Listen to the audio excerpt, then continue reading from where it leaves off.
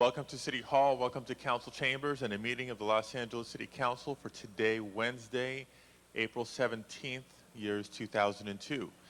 City Council meets every Tuesday, Wednesday, Friday at 10 a.m. here in Council Chambers. You're always invited to join us and to participate. We can also be viewed live from home on your cable stations, Channel 35. We can be viewed live via webcast from the city's homepage or heard via council phone. Mr. Clerk, I believe we have a quorum. Please call the roll. Bernson, Galander, Garcetti, Gruel, Hahn, Holden, Labange, Mizcazi, Pacheco, Perry, Reyes, Ridley Thomas, Weisstein, and Padilla. 12 members present. A quorum, Mr. President. Thank you very much. Colleagues, what I'd like to do is begin with the standard way of going through the agenda, call special items. I know there's a willingness to talk and discuss item number 68. I imagine that will be called special. After we go through the agenda and call item special, we will take item 68 out of order and address that item first. Mr. Clerk, first order of business. Approval of the minutes. Ms. Mizikowski moves and Mr. Holden seconds. Commendatory resolutions for approval. Mr. Garcetti moves and Mr. Ridley Thomas seconds. Before starting the regular agenda, item number 71A, a request from the city attorney to continue that matter until April 23rd. Members request to continue item number 71A without objection. Item number 1 is an item notice for public hearing. And I do not have requests from members of the public to be heard on item number 1. We shall deem the public hearing open and closed. Members wishing to call item number 1 special? Item number 1. Mr. Brinson? Is that the item on the CUP? Is that the one you were just talking about? Yeah, I think Ruth Galanter has asked, I was going to defer to chairman of the committee, but Ruth Galanter, who's out of town, has asked that this be denied. So you want to take it from there, Ed? Okay, so we have a motion to deny on item number 1. Other members wishing to be recognized? Seeing none. Mr. Clerk, please open the roll on item number 1 on the motion. Close the roll and tabulate the vote. 13 ayes. That is denied. Next item, please. Items numbers 2 through 24 on the regular agenda are items for which public hearings have been held. Item number 16 requires a motion inasmuch as the committee submitted it without its recommendation. Item number 16 requires a motion. Is there a motion from the floor on item 16? If there's not a motion from the floor, we'll call that special. 3, please. Mr. Reyes calls item number 3 special. Any other specials? Item number 5 and 15 called special by Mr. Holden. 11 called special by Mr. Labange. Item number 20, called special by Ms. Perry. Mr. Pacheco. I would ask that item number 6 be referred to Budget and Finance. Members request to refer item number 6 to Budget and Finance Committee. Is there an objection to that? Then without objection, item 6 referred to Budget and Finance. Items 2 through 24. We do have cards in items 2 and 14. A motion is required to reopen the public hearing. Mr. Ridley Thomas. Mr. Ridley Thomas. Ms. Mizikowski. Could we continue item 24 until Friday per the request of the CLA? Request to continue item number 24 without objection. April 19th. Correct. Continue to this Friday, April 19th. We have items 3, 5, 11, 15, 16, and 20 called special. Item 24 continued. Any other specials? Seeing none, Mr. Clerk, please open the roll on the balance of the items. Close the roll and tabulate the vote. 14 ayes. Those matters are approved. Forthwith on 9.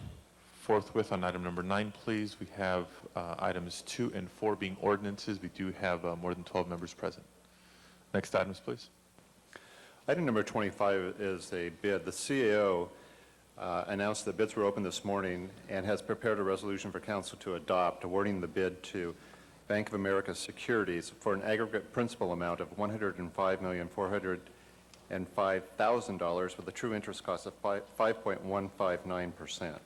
A motion is required from the floor to adopt the resolution. Is there a motion from the floor? Is there a motion from the floor? Mr. Pacheco moves. Please open the roll, close the roll, and tabulate the vote. 14 ayes. That is approved. Next item, please. Item numbers 26 through 69 on the regular agenda are items for which public hearings have not been held. Have cards on item number 68. Let's call that special. 64 called special by Mr. Labange. I do not have requests from members of the public to be heard on the balance of the items. Shall deem the public hearings open and closed. Ms. Gruhl? 69. 69 called special by Ms. Gruhl. Other specials, Ms. Misikowski? There's just a correction on number 56 for the amount of money for the contractual service from $103,000 to $125,000. If I can just make that as a verbal amendment, then that can be on the consent calendar. Verbal technical amendment. We shall consider 56 as amended. Mr. Ridley Thomas. Thank you, Mr. President. With respect to item number 16, it should be that the CAO recommendation should go forward as submitted. It is without recommendation, but it should have been the CAO's recommendation. Okay, we have a motion, item number 16 now as well. We should consider that as part of this consent. Mr. Holden. 52 and 68, special. 52 called special by Mr. Holden, and 68. We do have cards on that. Mr. Labange. 64 and 65. 64 is called special, not 65. You wish to call 65 special? Please. Mr. Labange calls item 65 special. Any other specials? Any other specials, Mr. Pacheco? 66. Oh, it's already called special, I'm sorry. Somebody, is that, oh, no, I'm sorry, I can't read. 66. Mr. Pacheco calls item 66 special. We have items 52, 64, 65, 66, 68, and 69 called special. Mr. Clerk, please open the roll on the balance of the items. Close the roll and tabulate the vote. 14 ayes. Those matters are approved, including item 56 as amended. We have received a motion on item number 16. I want to ask Is there any objection? Seeing none, let's take a vote on item 16 as moved by Mr. Ridley Thomas. Close the roll and tabulate the vote. 14 ayes. That matter is approved. Ms. Gruhl, for item number 4 to go forthwith. forthwith on item number 4. Thank you. Next item, please. Items numbers 70 and 71B are closed session items. Do you wish those to remain on the desk? Let's hold those on the desk. You have extended through the entire agenda at this point, and the specials have been called. Mr. Burnson? 23 was not called special. Do you wish to reconsider? Mr. Burnson moves reconsideration of item number 23. Mr. Clerk, please open the roll, close the roll, and tabulate the vote. 14 ayes. Item 23 is reconsidered and called special by Mr. Burnson.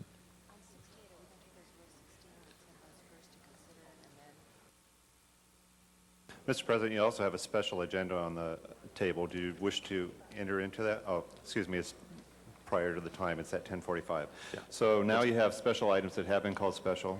What is your Okay. desire? Let's, items called special remaining before us. Let's begin with taking item number 68 out of order.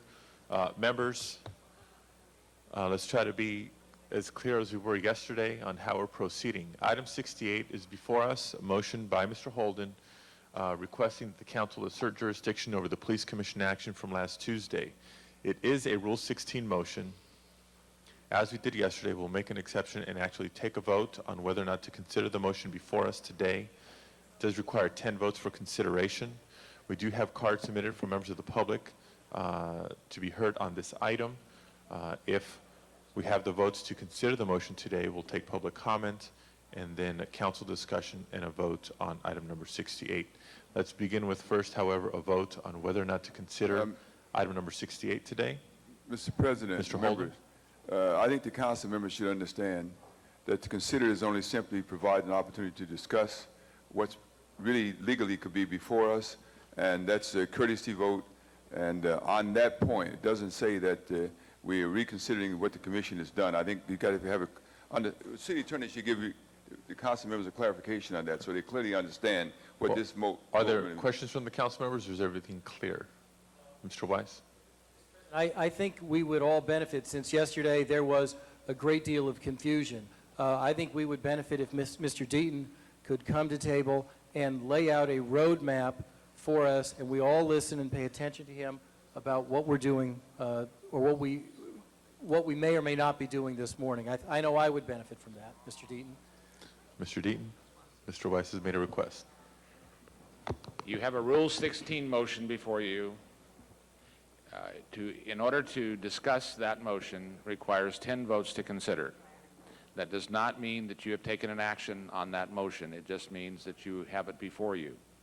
Once having it before you, it's covered under Charter Section 245, which is whether or not to take jurisdiction over a commission action. That would require 10 votes for you to assert jurisdiction over the item.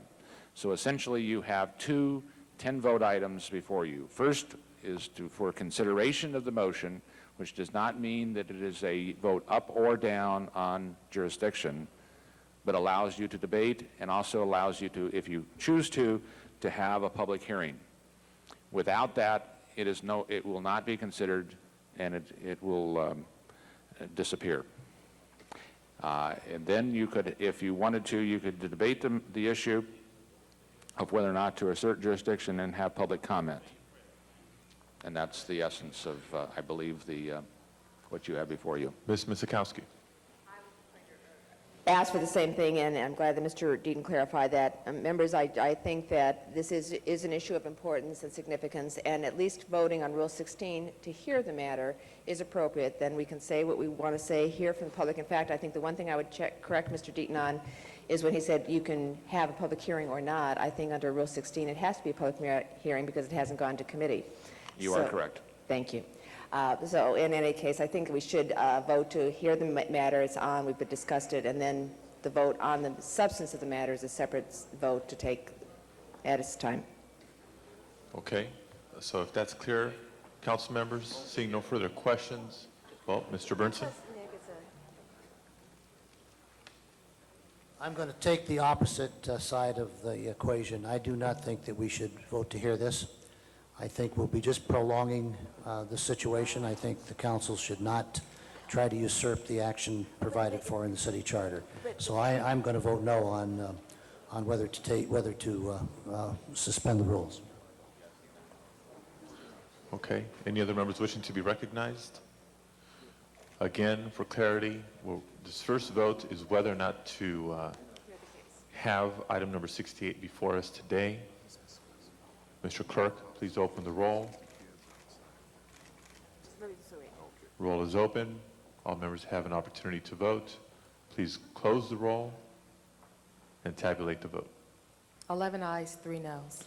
Okay, so item number 68 is before us for consideration.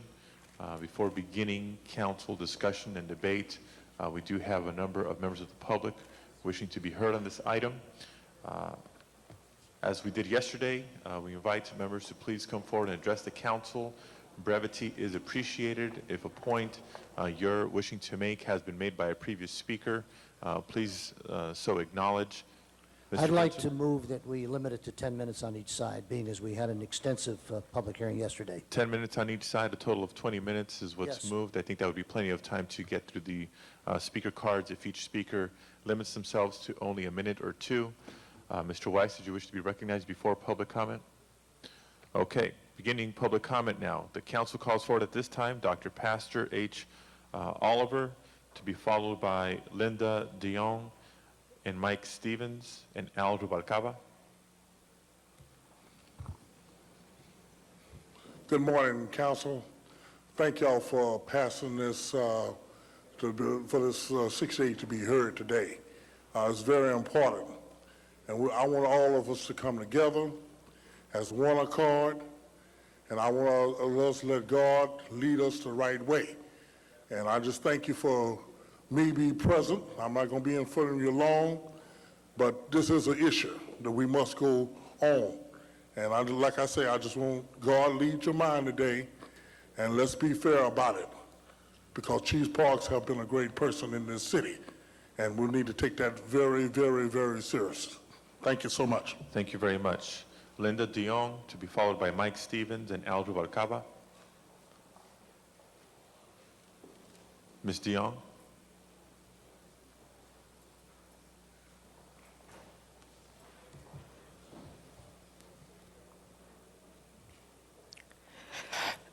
Good morning. I made some points yesterday, but I think you guys don't understand what I mean. So today, I'm going to talk about some other few facts that we have to face. We know, but you don't know. So I'm going to point out several things.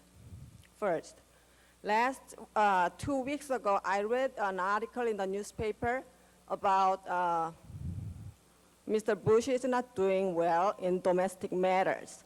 So I thought he was a very good president, but why people have bad comments about him? So I called every department, the government department, city, county, state, federal, all the way to federal and White House. You know what? They have all the workers. They have such a rotten attitude. They don't want to answer me. They hang up the phone. Well, they don't even answer for. They don't even have answer for me. I gave them very easy questions. So, people like us, dealing with that kind of people, and then if they don't know real truth, then they're gonna blame Mr. Bush. He's not doing the job well. Just like that. Now, you said Mr. Park, after Mr. Parks became a chief,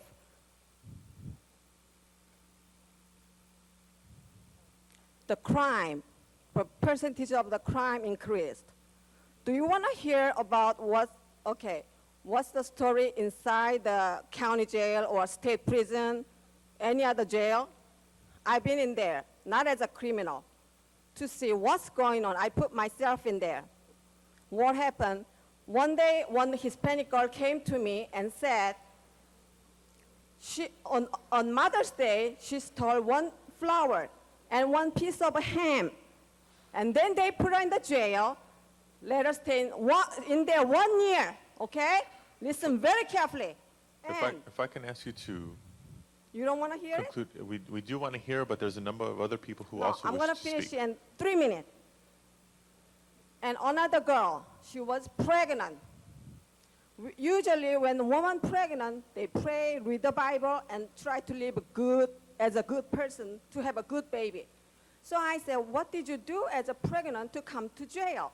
She said she had no money to eat, no place to sleep. She did the prostitute. Another thing, my friend, she's a very poor woman. She got a ticket, $100 ticket. She had no money to pay that ticket. She got warrant under her name. So next time, when she got pulled over accidentally, they found one warrant under her name, so they put her in the jail. Now, 3 of this become a criminal by human law. Well, who has the money they supposed to get? You have it, okay? We vote for you, and then all you do is, what do? You promise so many things during the election time and says, we're going to do this for you, we're going to do that for you. You promise many things, but we don't see any improvement. The bottom community, bottom society, we don't see any improvement. I've been in America for 22 years. I don't see any improvement. All right, ma'am, we're going to ask for you to conclude. Yeah. So when they come out of the jail, these victims, well, they cannot get a job. They have no money for anything. They will steal again, do other crime. All right. Right? Correct. But Nobody may I ask helped you, them. I wish to ask you to conclude your remarks. So We have several other it's speakers. not Mr. Parks Yes. who increased the crime. This system, okay, or the law for rich people and people who has a power Yes. make the crime after crime All right? by innocent people. They are the victim of the society, okay? Thank you for your That's testimony. what I look. Thank you for your testimony. We I can appreciate go on it. forever, okay? I understand. We appreciate your testimony. Mike Stevens, followed by Al Rubalcaba, David R. Hernandez, in that order. Please come forward. Sir? Yes, council members. We've come here today. My name's Mike Stevens. I'm president of LAX Expansion now.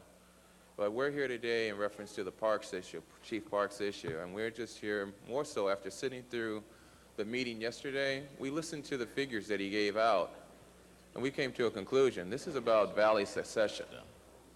And what this body is about to do, or is proposing to do, or what has been proposed to do, is make Chief Parks a sacrificial lamb.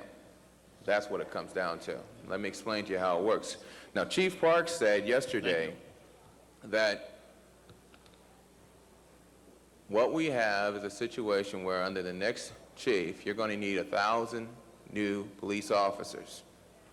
The people who want to succeed from the valley, they want their SLOs, their SLOs officer, their senior lead officers.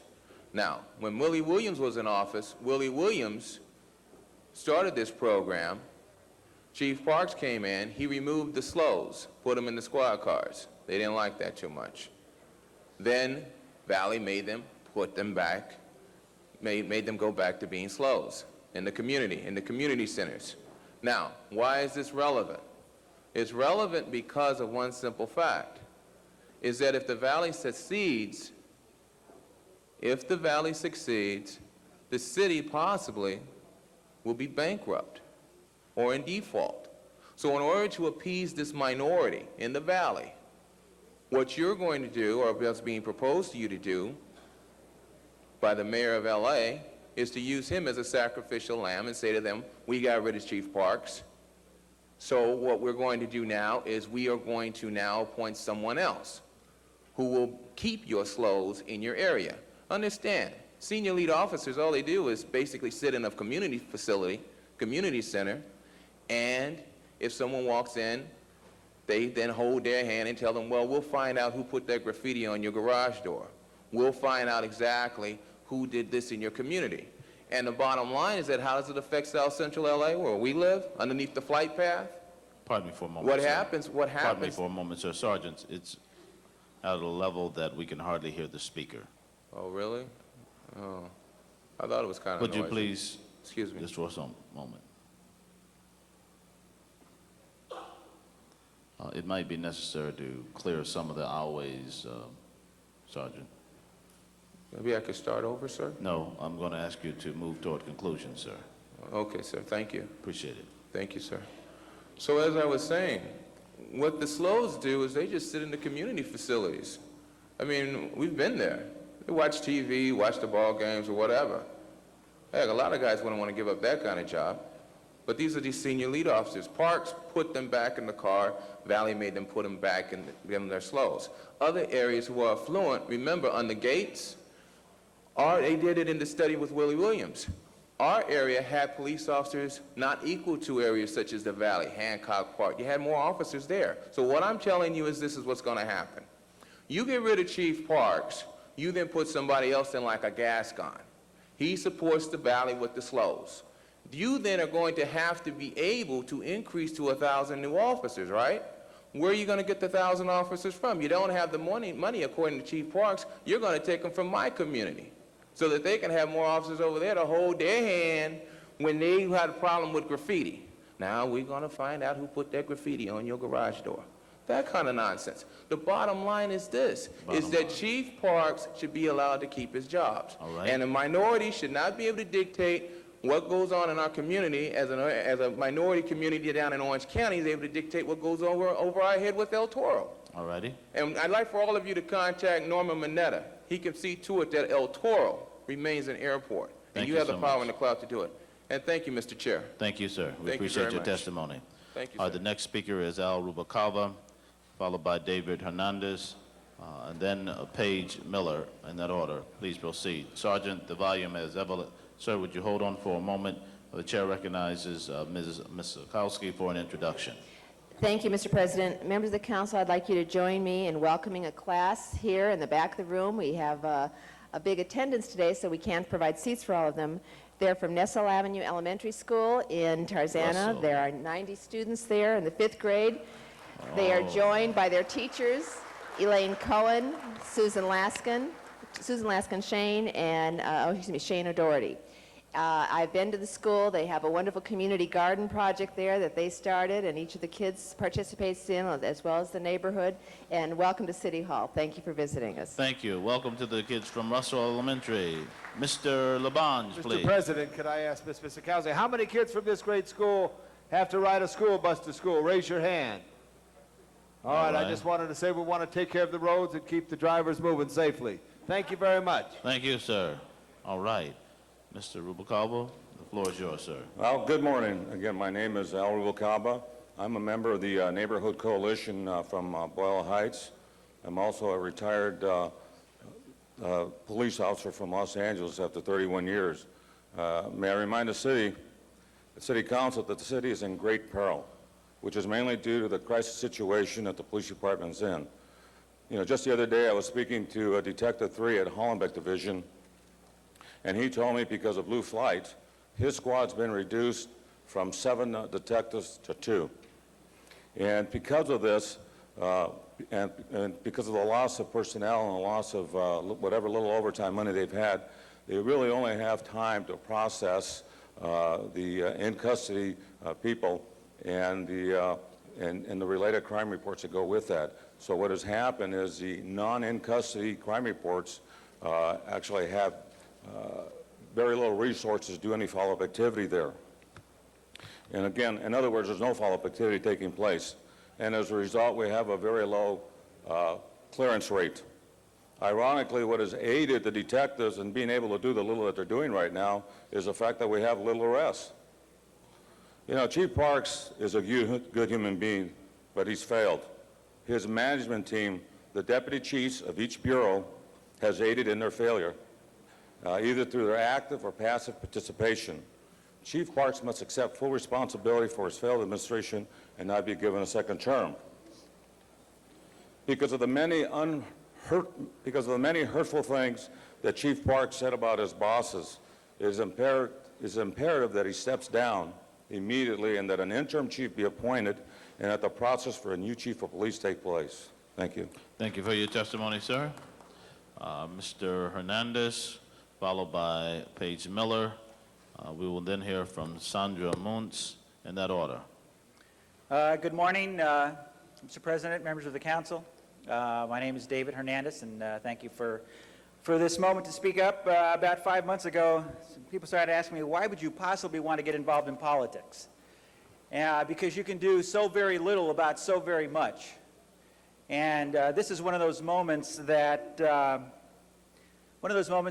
you can make a difference, and you can make a big difference. And, you know, I'm glad that we have these students here, wherever they went, so that, you know, they at least have an opportunity so that they can participate and they can make a difference and not all is lost. Mr. Hernandez, we have several other persons wishing to be heard. Could you 30 direct seconds. yourself to this issue, please? This is where the issue comes. All right, sir. You know, today you can make a difference, but it's going to take the courage of your convictions.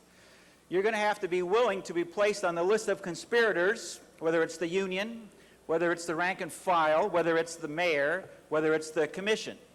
Because depending on how you decide today, you will be added to that list.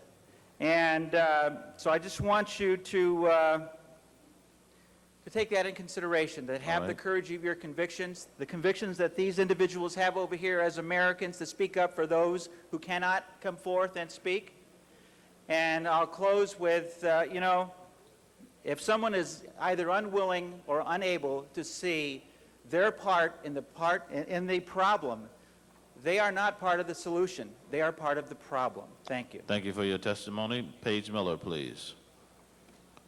Followed by Sandra Muntz, and then Anthony Willoughby. If you could begin to come forward, that would be helpful. Ms.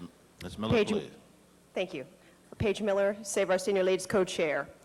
The chief's misinformation about senior lead officers and community policing yesterday is not even worth debating. We have debated that issue to you for 4.5 years, long before secession was an issue, and yes, we stood at this microphone debating this issue and trying to get community policing back for all divisions across Los Angeles, from Harbor to Hollenbeck to Southeast to Pacific to all the 5 Valley divisions.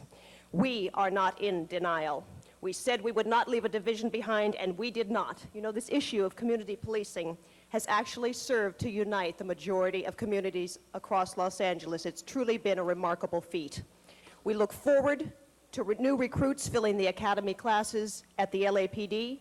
We look forward to our seasoned officers remaining with the LAPD and not transferring to other divisions or retiring early. We look forward to LAPD regaining its reputation as a premier department for community policing on an international level. You know, part of community policing is communication, and we have seen ourselves for 4.5 years the disconnect between upper management, the officers, the community, and the political offices, and I'd like to suggest here today, each and every one of you and your field deputies, get out there on a ride-along with your officers. I'd like to also suggest our new chief and his or her new command staff get out there as a full partner with the officers so that there is not this disconnect.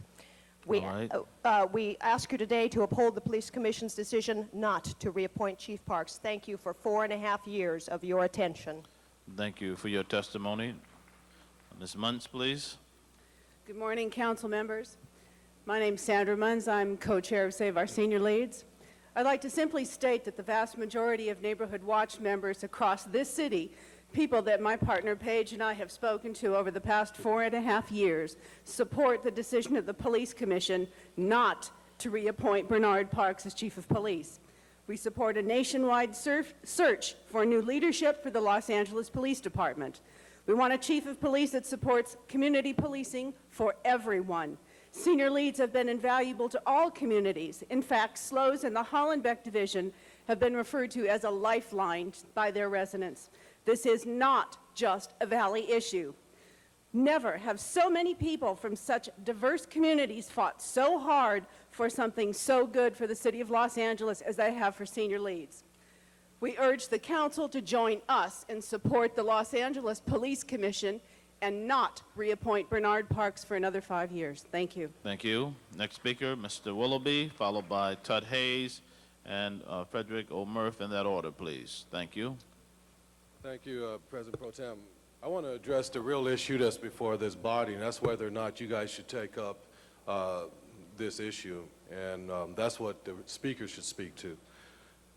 The reason why you should take up this issue is each and every one of you, all 15 of you, are the elected officials in this city, and you have the responsibility to make this decision, no matter which way you come down. I think that based upon what the chief presented yesterday, there may be an issue of legal liability as to whether or not it was a fair process. In order to ensure a fair process, no matter which way the city council decides to vote, you must hear it, you must embrace your responsibility, you must make some decisions based upon the facts that was presented. What I believe the city is entitled to, and the citizens are entitled to, is a hearing where Chief Parks, in an open manner, present his side, and those that feel he has not performed present their side before the body, in public, in an open forum, and then the city council make a decision based upon the facts as they are presented. And that's what issue number 68 is about. That's what the speaker should be addressing, and that's what the city council should address. Thank you for your opportunity. Thank you for your testimony. Tud Hayes, Frederick O'Murph, Marvis L. Davis, in that order, please, sir. Thank you, Mr. President.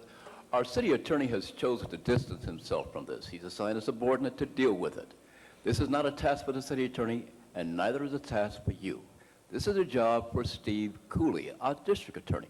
He's the one who indicates he's going to be the most fervent advocate to supporting the Ralph M. Brown Act. As you might know, the conditions of asking for a public hearing are under the Ralph M. Brown Act. The chief, we do know, made a request for a public hearing. It was denied. It was not taken care of. Under those conditions, his termination decision is null and void. So if that's the case, as I said, under the law, the chief still has his job. But what we need is the intervention of another authority, Steve Cooley, to determine whether or not the police commission actually violated the Brown Act and the law by not allowing the chief to get the public hearing he requested. Then, of course, we have to consider whether or not, as the Brown Act says, that is a criminal offense. I doubt whether our city attorney is going to prosecute anybody on criminal charges on that level. That's why it should shift to Steve Cooley. If not, there's a group of public citizens who will advance this case before the federal courts only on due process issues. It's not on my issue, the dead bodies, but due process issues. So I would suggest that you relieve yourselves of this responsibility and obligation, bring in the district attorney, Steve Cooley, let him make his determinations about the validity of their action, and see whether or not our chief still indeed is in office. Thank you. Thank you for your testimony. Next speaker, please, followed by Marvis L. Davis, Adam Bonin, and the final speaker will be Ted Neubauer. Please proceed, sir. Mr. Chairman and members of the City Council, I'm here this morning because I'm concerned about what is taking place in our city. As I've watched the process over the last few months, and to hear my good friend, Mayor Jim Hahn, indicate that this whole process would be a merit-based process. That's my first problem. It was told to the citizens of Los Angeles that the chief would be evaluated based upon merit. The mayor went forward and began to say that he did not endorse the chief for another 5-year term. It then went to the Los Angeles Police Commission, which was appointed by the mayor. The City Council confirmed the appointments that Mayor Jim Hahn made to the commission. The commission clearly kept the public out of the process, so the public could not see how the police commission arrived at its decision. They got the opinion from the city attorney from the city of Los Angeles, which clearly indicated that the public could be a part of the process except for those sensitive issues that related specifically to police shootings and other matters. We were eliminated from the process. And then on yesterday, the chief, in his very intellectual and articulate way, expressed how this whole process had come down the line. He talked about the fact that the police commission did not give him ample opportunity to respond to those areas of concern that they raised, that they based their vote upon. This city council was elected by the citizens of the city of Los Angeles to represent the interests of the citizens of Los Angeles. You cannot hide your heads in the sand and act as if you can just vote this thing out and go about your merry way. You had the fiduciary responsibility to take the leadership, to bring the two sides together, to find out what the allegations are, and to do the fact-finding so the citizens who elected you can be assured that this has been a fair process. If the chief were not to be evaluated on merit, it should have been told him at the very beginning. If this was going to be a political appointment, he should have been told that. Otherwise, this is nothing but a sham. We're going through the motions. You've already decided to be the rubber stamp for the mayor, and we want you to know we resent that. All right. Lastly, and I'll finish. Please. I'll conclude my statement. Due to the fact that we do not trust the mayor, because the mayor has not dealt with us in a fair manner, he has taken us down a path of deception. And due to the fact that we have questions about the integrity and the spine of the city council, we'd like to invite the public to an educational forum on succession this evening at 6 o'clock at Brookins Community AME Church at 4831 South Gramercy Place in the city of Los Angeles, to be educated on the issues as relates to succession, as opposed to listening to some of the folk who are saying don't get involved. We want to get educated so we can be informed voters. Thank you so much for your time. Next speaker, please. Thank you very much. Pastor Marvis Davis. Thank you very much. My name is Pastor Marvis Davis. I am the pastor of the New Bethel Baptist Church of Venice, California, and I'm honored to address you, Mr. President, and the council on this matter concerning our current chief of police. I am a preacher of the gospel. I believe in the word of God and the wisdom of God. The word of God says, "Be not deceived. God is not mocked. For whatsoever a man soweth, that shall he also reap." We have a serious situation in our city when the oppressed become the oppressor. It appears that we find that there are those in leadership that are receiving bad consultation. We saw in this council meeting yesterday, city attorney, and we heard city council who were not willing to speak until they spoke with their attorneys. Well, today I want you to know the children are watching. The young people are watching. We who love the chief, the young people, the old people, there are many people who do not understand the corrupt process. We've heard about the corrupt process. We've heard about the conspiracy. We've heard about the creative drama that is leading in our city. We're asking you, City Council, to do the right thing. Things that are done in the dark will come to the light. The chief articulated we're in a time of war. I remember and I remind you, 911. The chief was in town. The mayor was in Washington, was not able to get into the city. The voice of the chief calmed the people. We must expose the corrupt process dealing with these things that's leading to a dictatorship. I'm a pastor of a church. You cannot appoint a committee and then turn around and dictate to the committee and hide behind the committee. And this is what the people are saying. The people see who is stubborn. The people see who will not change. And we're asking you, don't burn the bridges that have brought you across. It's a clear sin of ingratitude that we're dealing with here, and we're appealing to your intellect as we are praying for you. The city of Los Angeles, the churches are praying for you that you would do the right thing.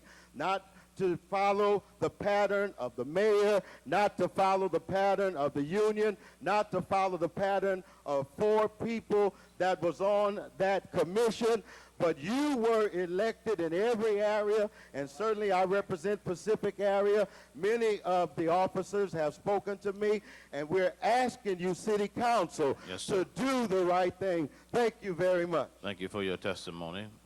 Adam Young. Benyon Jr. Benyon Jr. I came down to this city council 15 years ago to get rid of Chief Gates. It was done. It took quite a while to do it, but I had to find out who was in the council and what else needed cleaning up.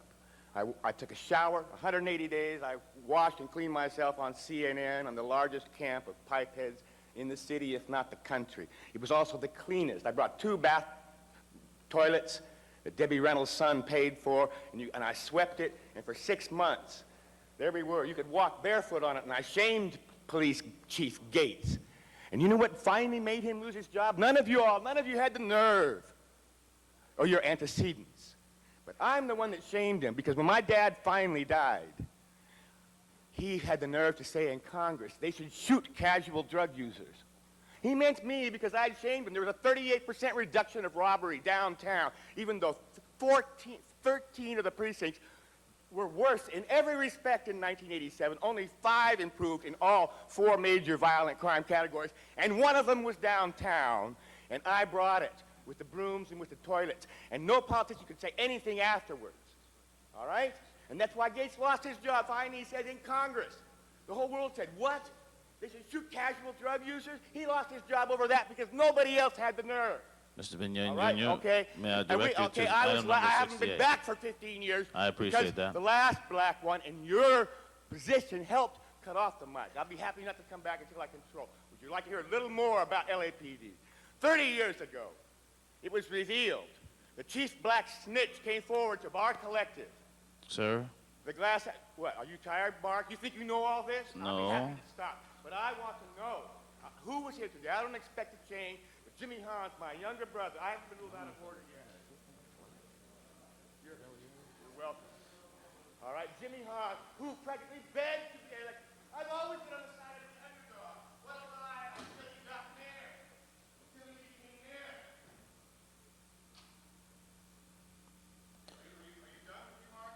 mayor. We appreciate your testimony. Thank you. Next speaker, please. Mr.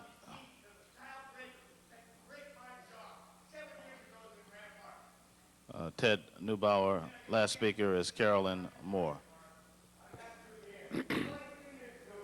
Good morning. Good morning. My name is Ted Neubauer. I'm the director of the Veterans Center for Law and Justice. When allowed to do so, we provide legal services for veterans who could not otherwise pay for them. I take no position on Chief Parks. He inherited a tough situation. He inherited the situation left behind by Herr Gates and Las Vegas Willie. One thing I can't understand, expressing community concerns, I took exception to the drug dealing that was going on across from the new Kodak Theater at Hollywood and Highland. And I can't understand how night after night the police could drive by and not see anything, and on my urging, a restaurateur from the Kodak complex went across the street and waited for an hour and got propositioned 5 times about what he wanted to buy in the way of controlled substances and illegal drugs. And now, LAPD's non-performance is being used to sell alcohol illegally from the Kodak Center. The on-site investigator from ABC found that the sale of alcoholic beverages from the Kodak Theater is an overconcentration and thus illegal. And they are using non-performance by the LAPD to excuse the sale of that illegal alcohol. Thank you very much. Thank you. I believe we had a card submitted by Carolyn Moore, or Carolyn Moore, to be followed by Carl Robinson. Go ahead, Ms. Moore. Go ahead. Yes. Okay, my name is Carlyn Moore, and I've been representing victims of crime since 1992 in Los Angeles.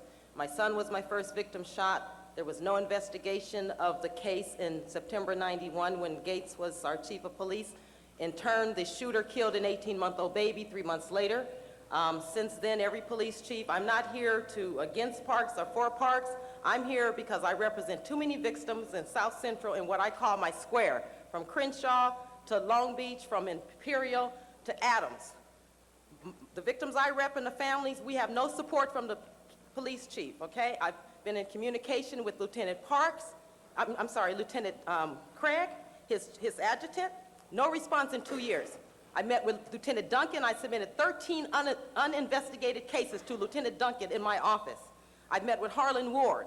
Now, my problem is here, no one is coming over to actually sit in South Central, walk the really streets, find out what's going on, and all I hear every time I turn on the television is save Chief Parks. Well, I would like someone to save my victims and their families. When I submit 37 cases, uninvestigated cases, through the Police Protection League, who I had never heard of in my entire life until 6 months ago when I saw them on the news.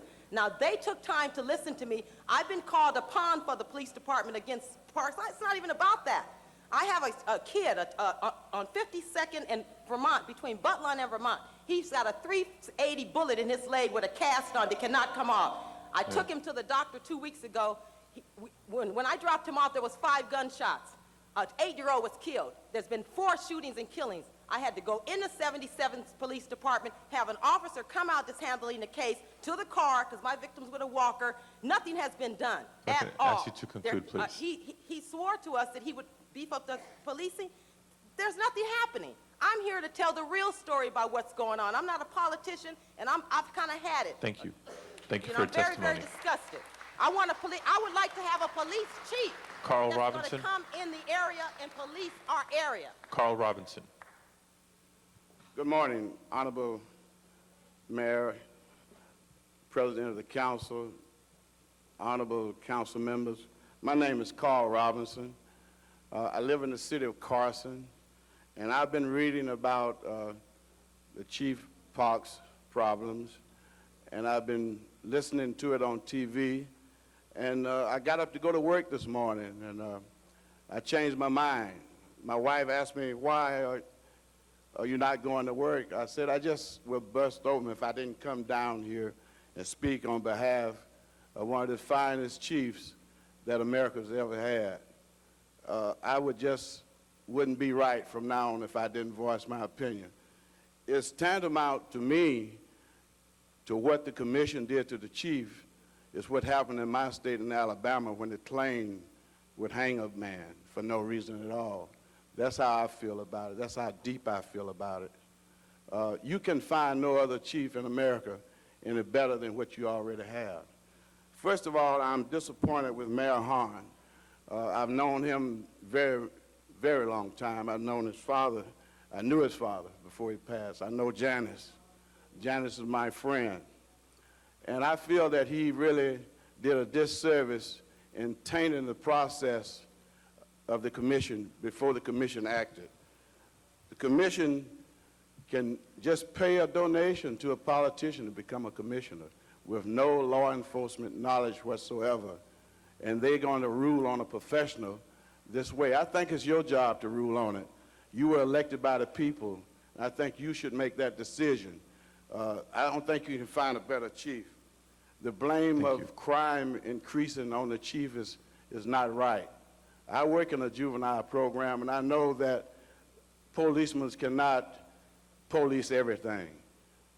They cannot police babies having babies. Thank you very much. And mothers in crime with their children. If I They can ask you to cannot pause for a police second, everything. I don't want to Pardon cut you me? off. Pardon me? I don't want to cut you off, but if I can ask you to pause for a second, there's another group of students who have joined us in the back of the room, and I think they're being asked to leave now because of the capacity of chambers, but I did want to acknowledge from the Okay, San Fernando I will Valley end my St. Ferdinand's statement. Middle School students in the back of chambers. Welcome to council chambers. Okay. I want to tell the council members that if you continue your career as a politician, we will remember you when you run for the assembly, when you run for the Senate or supervisor. We will remember how you act today. And I hope you act in a positive manner and keep your chief. You have the best chief. I'll visit every major city in America and some out of the country. And you have no better police department than what you have here now. Thank you very much. You decrease the number of officers on the street, naturally crime will increase. Thank you very much, and I hope this city council will keep Chief Parks. Thank you. Thank you very much. This concludes public comment for item number 68. We now proceed with council discussion and debate. Mr. Weiss. Thank you, Mr. President. Mr. Holden, may I? The author of the Maker- motion wishes to speak first. Mr. Holden. By all means, Mr. Holden. I will ask the city attorney to hold my time while the city attorney comes to the table. I think they need to answer some questions, Mr. President. First of all, before I even raise the first question, I just want to make it clear to the members of the council and the public that my motion is not to, before you today, is not to say that we should overturn what the commission has done. My motion is simply to say that if there's his due process rights have been denied, then we are obligated. Our fiduciary responsibility to the public is then that we take jurisdiction for the purpose of investigating and making and fact-finding and determine whether or not his rights were violated, in fact, or if at all. And I think that the city attorney, based on what I said, that is something that we can do, and I think you can answer yes or no, or you want to go into detail, fine, as you hold my time. There was a question there? Well, I think if you were listening, there was a question. I'm sorry, I didn't get what the question Can was. you repeat the question, Mr. Holden, please? this action before us is interpreted as I say it, and you would concur, I would hope, expect that since there have been allegations made by the chief, articles printed in the newspaper, which suggest that his rights, due process, have been denied. So this motion would cause us to take jurisdiction for the purpose of investigating any and all allegations associated with the chief's reappointment and for fact-finding. If you take jurisdiction over this matter, you will sit on the matter of whether to reappoint the chief of police anew. Your action will be the final action on this. No, you didn't. I said about investigating information, not whether or not he should be returned to his position, not to take jurisdiction for the purpose of returning him to police chief, but to investigate the allegation whether or not he was given due process. The matter before you today is whether or not you wish to exert jurisdiction For what purpose? over determining whether the chief of police That's not the motion I should- put before you. Mr. And that was Clerk, not the purpose for which I introduced the motion. at let me this ask time. the clerk to read the item before us, please.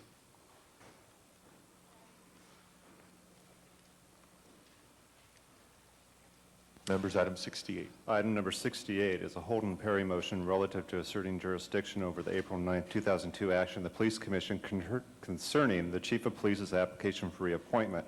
The recommendations for council action are: 1, assert jurisdiction pursuant to Charter Section 245 over the April 9, 2002 action of the Board of Police Commissioners concerning the Chief of Police application for reappointment. Recommendation number 2, if jurisdiction is asserted, is refer the above matter to the Public Safety Committee. Thank you for that clarification. Mr. Holden, still your time. Mr. President, members, before any member of this council, what I would suggest to any member of this council, that they assert jurisdiction for the purpose of returning the chief to his position as police chief, I would rather that we consider what's appropriate. And what's appropriate, in my view, is that he should be provided due process. If he has not been provided due process, then we need to, if we have sufficient information discussed before us today, which say that those allegations are true, and the chief, as an officer of Bill of Rights, have been violated, then we are obligated to take jurisdiction, the same as we heard the Gates case, the same as we took jurisdiction to hear the Williams case, and none of them are chief today, but we heard the facts, and the city council made a decision about what action they would take after having heard the facts. One thing they did not do, they did not deny themselves the right to hear the facts when sufficient evidence was provided to the council, which suggests that the commission violated his due process rights. And in each case, that was the finding. And when it was brought to the court in the case of Chief Gates, the court reprimanded the commission for his action in denying the chief due process, which you are aware of, Judge Sohigian. And you have that report. You said you read it, and I don't know which side you're on, but you should be impartial in this particular case. Mr. Holden. You heard that, didn't you? You want to respond to any of it? Is that a question again? I am impartial in this matter. The matter before you is set forth in the city charter. You have the right under the city charter to take jurisdiction of this matter, which is the decision whether to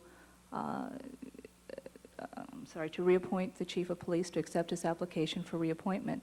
If you take jurisdiction, that doesn't mean that you've decided to reappoint him. That just means that you're going to have hearings to make that determination. Mr. Weiss.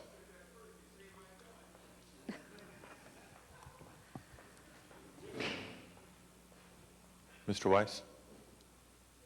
Thank you, Mr. President. Colleagues, because this is a matter of the most extraordinary public importance and public interest, I feel it incumbent upon me to explain to the City of Los Angeles how I have decided to vote in this matter. And I want to begin by telling all of you that I share, I believe, all of your views that Chief Bernard Parks of the Los Angeles Police Department has served the men, women, and children of this city honorably, capably, and extraordinarily for the past 37 years while he has walked the beat in order to keep public safety in this city. And I, for one, have no questions about Chief Parks's integrity. I also want to make clear that as someone who has been very concerned with this city's ability to prepare for and respond to terrorism, that I am very appreciative of the extraordinary leadership role that Chief Parks has played, both on the day of the crisis and since the crisis began, to make sure that this city is prepared in the event a catastrophe happens here. But colleagues, I do have to call it as I see it. And I would say this to the city and to Chief Parks. All of us in public office, whether we are elected or appointed, may, through our record and our efforts, earn consideration for an additional term in office, but none of us are entitled to another term in office. We may earn it, but we do not. None of us here, and no one in this building, none of us has a right to it. And so, colleagues, I stand before you today at the culmination of a multi-month process in this city when I believe we have missed an opportunity. At least to date we have. We have missed an opportunity to deal with this matter in the positive light that it deserved to be dealt with.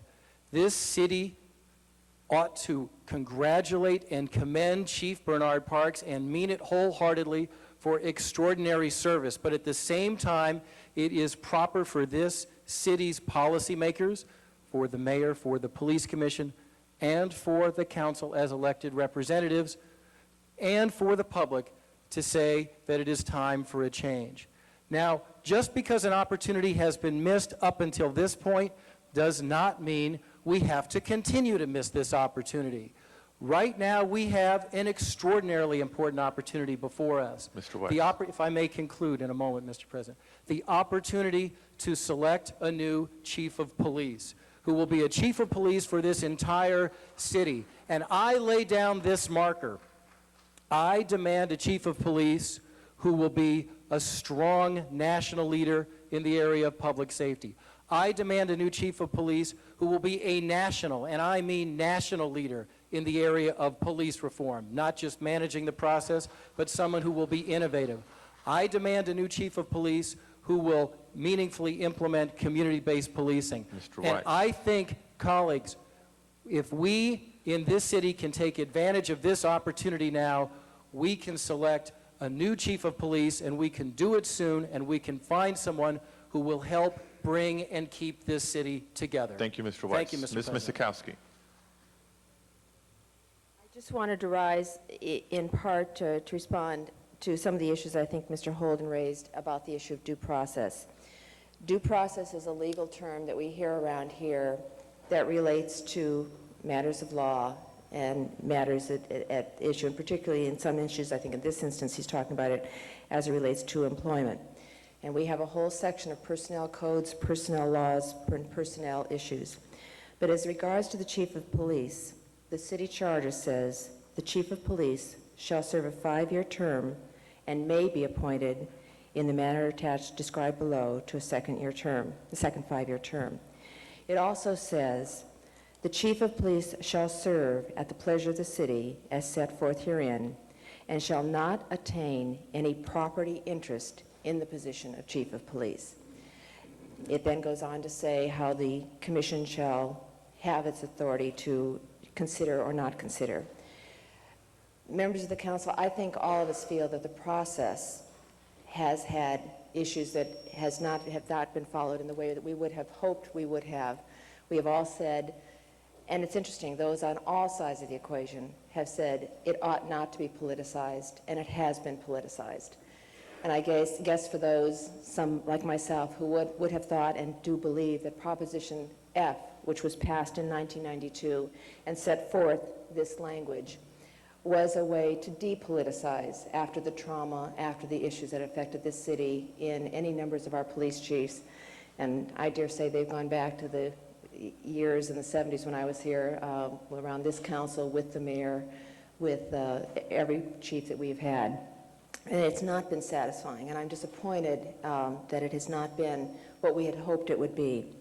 But I think we've got to continue to maintain that process, and whether or not there need to be changes in the process, whether or not we can do anything collectively, individually, to think about depoliticizing it any further, I think that would all be to the good.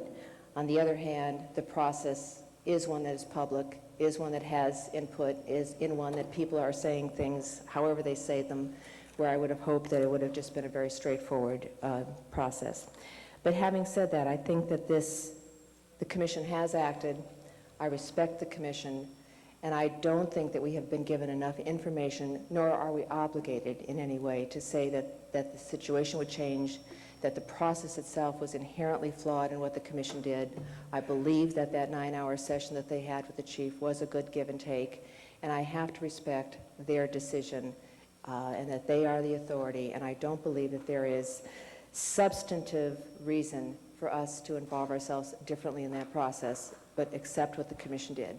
As I said, I think there is plenty of fault in terms of how, after that decision was made, there were reactions, how there were campaigns on both sides, both before and after. Thank you. And that's disappointing. But I think that, as I say, there is not, the due process is that the commission can decide. There is no other obligation other than to look at that process, and we are then now asked to vote on it. Thank you. Mr. Holden. Mr. Tubert, maybe I ask you another question, please? You ever hear of the Police Officer Bill of Rights? Yes, you I've ever heard hear of the Bill of Rights. Yeah, would you explain it to the council while you hold my time and what the peace officer is entitled to, Peace Officer Bill of Rights, in terms of their good name and so on? You know what the law is on that, don't you? If you would like to get into the details of the You almost allegations had- that have been made. No, I'm not getting to that. Now, Mr. Holden, we cannot orchestrate this hearing. In this matter, as Councilwoman Misikowski has just mentioned, the process was one to determine whether to reappoint a chief of police. It was not a disciplinary matter. It was not an evaluation of his performance. It was a decision on whether or not to have this chief of police continue for another 5 years as chief of police. Mr. Tubert, in order for the council to be privileged with the facts as to whether or not the peace officer, Chief Park's rights under the Peace Officer Bill of Rights have been violated, they are required to take jurisdiction to study that complaint, period. It was made very clear by the president of the commission, Ms. Caruso, who defamed the chief. Standing there yesterday, says, my ending career, my good name. You know, he tried to tell each and every one of you that after 37 years of service, he has been defamed, and his good name has been tarnished, and that's a violation of the Peace Officers Bill of Rights, period. And before the council can even address the issue, they have to take jurisdiction, and you have to counsel them to do that. Yes, Mr. President, Fred Merkin, City Attorney's Office. Councilmember Holden, do you mind if I just respond a little bit to what you've just said? There is the California Public Safety Officers Procedural Bill of Rights Act. And as Ms. Tubert alluded to, that statute was really designed to deal with, primarily, with police officers who are under investigation of misconduct. And so I would ask you to present, if you know, any particular provision of that act that you believe was violated in this instance. And if that is the case, we'll certainly we'll take a look at that. Yes, it's like his evaluation. His evaluation, when Caruso said that he misled the commission, he gave them false information intentionally as relates to his evaluation, and then made a public statement afterwards, which was defaming. You better believe it was, and I'm saying to you today, my friends, like it or not, you have to take jurisdiction, and failure to do so, to hear that allegation, that's just one, and failure to do so, City Attorney, you will be sued and lose again. Now, I see what you're sitting there doing, but go right ahead. No, I just... I gave you an example. You said give you an example, and I did. Yeah. Well, it's which you are aware of because it's in all the newspapers. Yeah, there are laws of defamation, I think is what you're speaking of. That's right.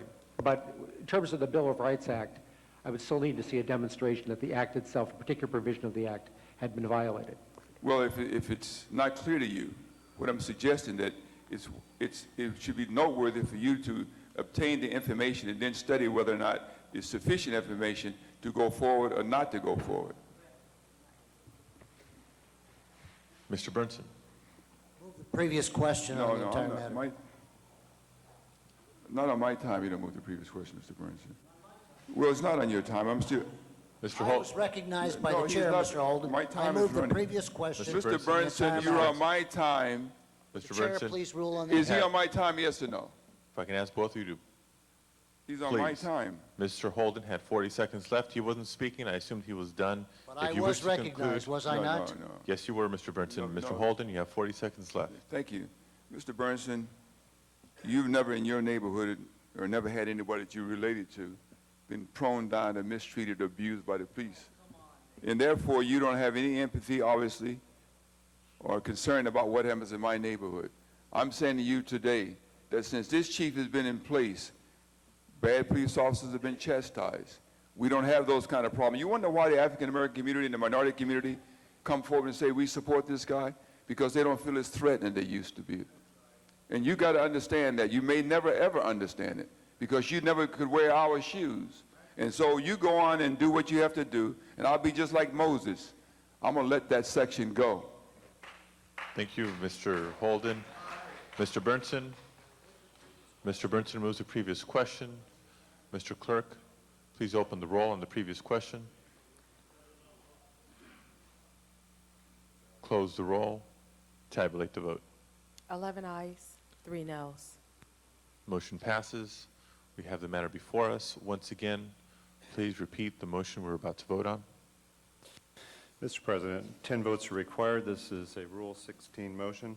Whether or not to assert jurisdiction pursuant to Charter Section 245 over the April 9, 2002 action of the Board of Police Commissioners concerning the Chief of Police's application for reappointment. Members, an aye vote is a vote to assert jurisdiction. A no vote is a vote to not assert jurisdiction. Mr. Clerk, please open the roll. Close the roll and tabulate the vote. 3 ayes, 11 noes. Motion is not approved. Next item, please. Mr. Burnson moves to receive and file item number 68. Mr. Clerk, please open the roll. Roll is open. Members have an opportunity to vote. Please close the roll and tabulate the vote. 13 ayes, 1 no. That motion is received and filed. Forthwith, please. Next item. Item number 3, called special by Councilmember Reyes. Mr. Reyes. Thank you, Council President. Colleagues, I rise to amend the ordinance to exclude parcels number 3 and 11 in the report, in the ordinance. That's all. Okay. Other members wishing to be recognized in item number 3? Excuse me, what is your amendment to the ordinance? To exclude parcels number 3 and 11.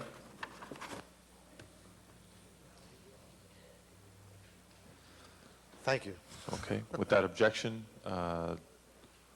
let's open the roll on item number 3 as amended. Close the roll and tabulate the vote. 14 ayes. That is approved. Next Item number item. 5, called special by Councilmember Holden. Mr. Holden, item number 5. Let's hold that on the desk. Let's wait for him to return. Item number 11, called special by Councilmember Labange. Item number 11, Mr. Labange. Thank you, Mr. Members. Mr. Members, how's that? Mr. President, members of the council, we have representatives of the business community here who's worked very long and hard. I want to thank the Chair of Budget and Finance, Nick Pacheco, and also Gil Cedillo for his work on AB 63. It deals with the business tax, deals with the ability for the state of California to share with the city of Los Angeles the people who are paying their taxes to make sure everybody pays their fair share.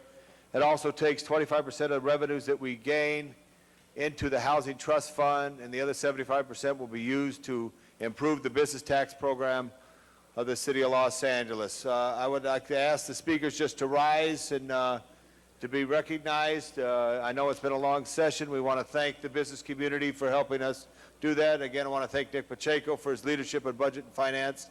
And if I have any questions, we could ask Mr. Deaton to answer them, but I think it's something that's good for all business in all of Los Angeles. Thank you, Mr. President. Thank you, Mr. Labange. Public hearing on this item has been held in committee, but we do want to read names into the record. Bonnie Herman, Carol Schatz, and Hillary Norton Orozco here on the item. Next speaker, Mr. Garcetti. Thank you, Mr. President, and thank you, Councilmember Labange, for your leadership on this as well. I think this is a great thing for LA business. As Chair of Economic Development and Employment Committee, I fully support this. It's a twofer because not only do we do something that's going to be good for businesses here, but also something good for the Housing Trust Fund as well, and one of those dedicated sources that will bring that up to a historic high of $100 million in 2 years. We need to take this as the beginning step on tax reform in the city, especially where businesses are. I know that BTAC is continuing to look at other ways, and my committee, too, is also looking at ways that we can simplify that tax code to make sure that businesses in this city are encouraged, especially that information is given to violated in this instance, and if that is the case, we'll certainly we'll take a look at that. Yes, it's like his evaluation. His evaluation, when Caruso said that he misled the commission, he gave them false information intentionally as relates to his evaluation, and then made a public statement afterwards, which was defaming. You better believe it was, and I'm saying to you today, my friends, like it or not, you have to take jurisdiction, and failure to do so, to hear that allegation, that's just one, and failure to do so, City Attorney, you will be sued and lose again. Now, I see what you're sitting there doing, but go right ahead. No, I just... I gave you an example. You said give you an example, and I did. yeah, well, Which you were aware of because in all the newspapers. yeah, there are laws of defamation, I think is what you're speaking of. That's right.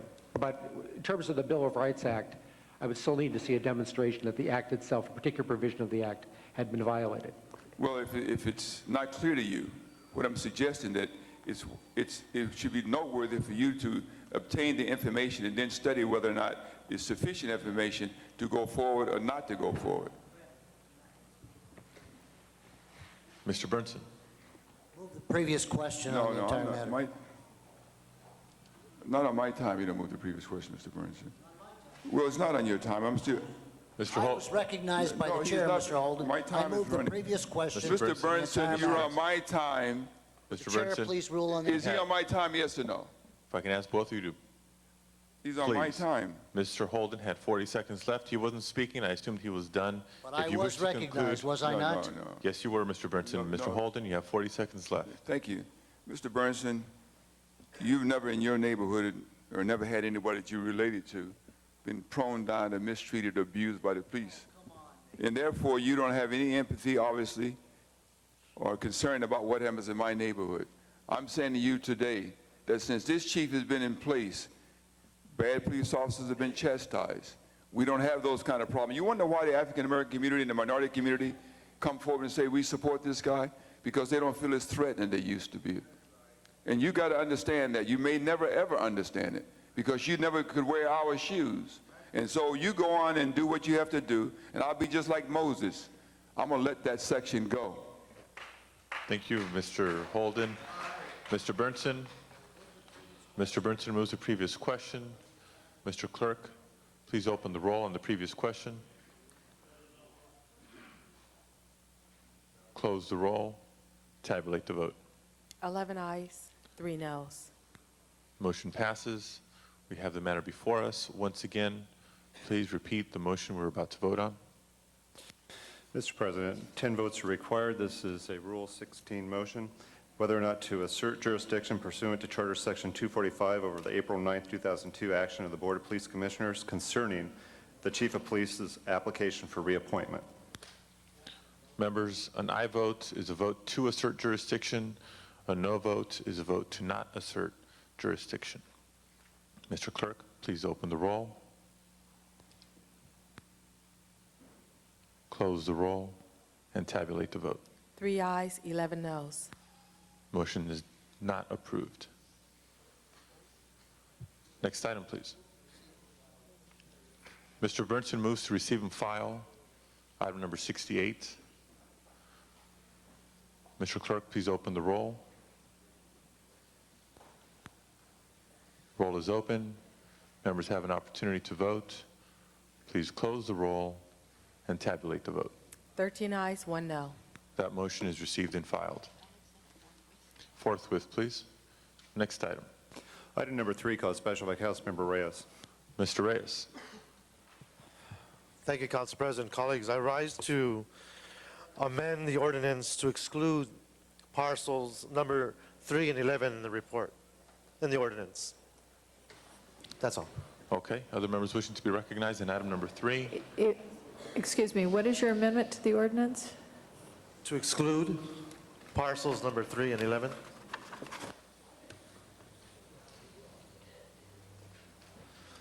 Thank you. Okay. Without objection, let's open the roll on item number 3 as amended. Close the roll and tabulate the vote. 14 ayes. That is approved. Next Item item. number 5, called special by Councilmember Holden. Mr. Holden, item number 5. Let's hold that on the desk. Let's wait for him to return. Item number 11, called special by Councilmember Labange. Item number 11, Mr. Labange. Thank you, Mr. Members. Mr. Members, how's that? Mr. President, members of the council, we have representatives of the business community here who's worked very long and hard. I want to thank the Chair of Budget and Finance, Nick Pacheco, and also Gil Cedillo for his work on AB 63. It deals with the business tax, deals with the ability for the state of California to share with the city of Los Angeles, the people who are paying their taxes, to make sure everybody pays their fair share.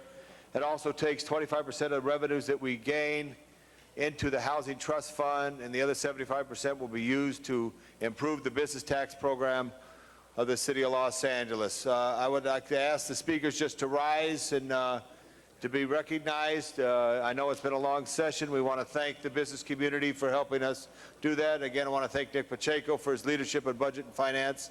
And if I have any questions, we could ask Mr. Deaton to answer them, but I think it's something that's good for all business in all of Los Angeles. Thank you, Mr. President. Thank you, Mr. Labange. Public hearing on this item has been held in committee, but we do want to read names into the record.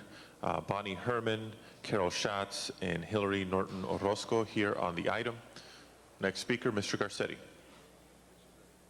Thank you, Mr. President, and thank you, Councilmember Labange, for your leadership on this as well. I think this is a great thing for LA business. As Chair of the Economic Development and Employment Committee, I fully support this. It's a twofer because not only do we do something that's going to be good for businesses here, but also something good for the Housing Trust Fund as well, and one of those dedicated sources that will bring that up to a historic high of $100 million in 2 years. We need to take this as the beginning step on tax reform in the city, especially where businesses are. I know that BTAC is continuing to look at other ways, and my committee, too, is also looking at ways that we can simplify that tax code to make sure that businesses in this city are encouraged, especially that information is given to those businesses that are startups and that are creating so many of our new jobs, immigrant entrepreneurs, women, minority-owned businesses, but throughout the city, businesses of all size. So I urge your support of this, and thank you for your leadership on this, Councilmember Labange. Thank you, Mr. Garcetti. Mr. Pacheco. Mr. President, colleagues, I just wanted to, first of all, commend Councilmember Labange for continuing the practice that I started last year of including the Affordable Housing Trust Fund as part of a beneficiary of the new revenue that this will generate. I think we always have to stay focused on the fact that we do have a affordable housing crisis here in the city of Los Angeles. I also want to tell you that we in our office are very serious about business tax reform, and we want to encourage all of you to look at items that are of particular interest to you, bring them to our office so we can get them scheduled and calendared on committee. Tom has done a good job on this motion. I know other members are exploring other avenues. I just want you to know that the Budget and Finance Committee is serious about tax reform in the city of Los Angeles. We want to make Los Angeles a city where doing business is really about doing business and not worrying about all these secondary bureaucratic issues that the city imposes. So I want to encourage an aye vote on this matter, and also ask all of you to feel free to bring forward other motions that deal with tax reform, because we're ready to move them forward. Ms. Gruhl. I'd like to similarly stand up in support of this item. I think it's a win-win, Tom, for and the rest of the council, both on the housing trust fund as well as on the business tax, and to support our business community. The future of our city depends on a vital economy. A vital economy is one in which we need to ensure that we have businesses here in the city of Los Angeles.